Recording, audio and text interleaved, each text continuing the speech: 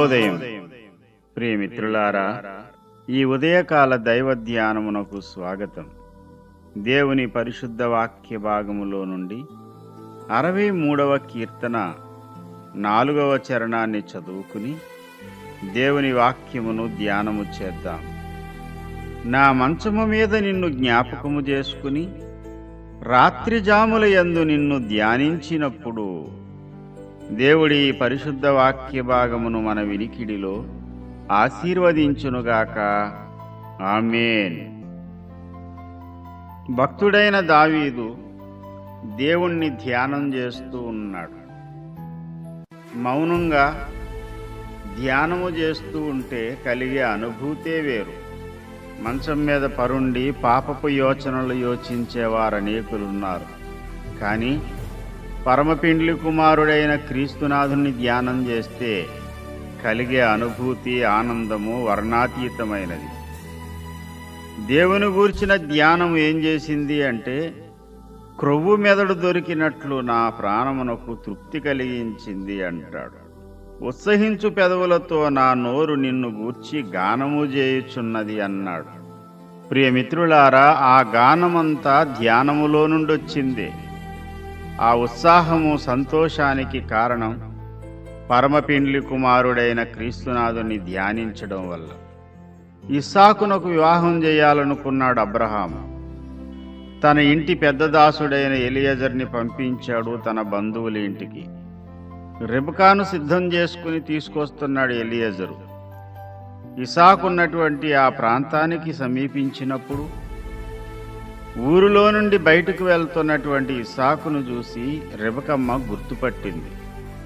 ఇస్సాకును రెబెకా ఎలా గుర్తుపట్టగలిగింది? అంతకుముందు చూడలేదే. కనీసం ఇస్సాకు ఫోటో చూసేటువంటి అవకాశం కూడా లేదే. కేవలం ఎలియజరు చెప్పిన మాటలు విని ఇస్సాకును పెండ్లాడడానికి బయలుదేరింది తప్ప అంతకుముందు ఏ విధమైన పరిచయం లేదు. అలాగే పరమపిండ్లి కుమారుడైన క్రీస్తునాథుని మనం వివాహమాడడానికి సిద్ధపడుతున్నాం. ఆయనను మనం కన్నులారా చూడలేదే. మనం పరలోకానికి వెళ్ళినప్పుడు ప్రభు మనల్ని ఎదుర్కోవడానికి రాబోతున్నాడు. వేవేల దూతల పరివారంతో వచ్చినప్పుడు దూతలను చూసి ప్రభు అనుకోకుండా ప్రభువును గుర్తుపట్టి ఆయనను సన్మానించాలి అంటే తప్పకుండా మనము కూడా ధ్యానము చెయ్యాలి. ఇస్సాకును రెబెకా గుర్తుపట్టడానికి కేవలం ఎలియజరు చెప్పిన మాటలు విని తన మనసులో ఒక ఊహా చిత్రాన్ని గీసుకుంది. తాను గీసుకున్న చిత్రానికి సరిపోయిన వ్యక్తి ఎదురుపడేసరికి ఒంటెల మీద నుండి దిగింది.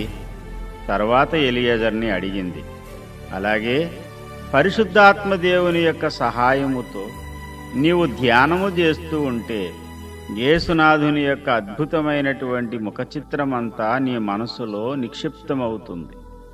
దేవదూతలను చూసి యేసయ్య అనుకోవు. నువ్వు యేసయ్యను గుర్తుపట్టి ఆయన పాదాలను ముద్దాడి ఆయన కౌగిలిలో ఒదిగిపోతావు. అది భవిష్యత్తులో జరిగేది.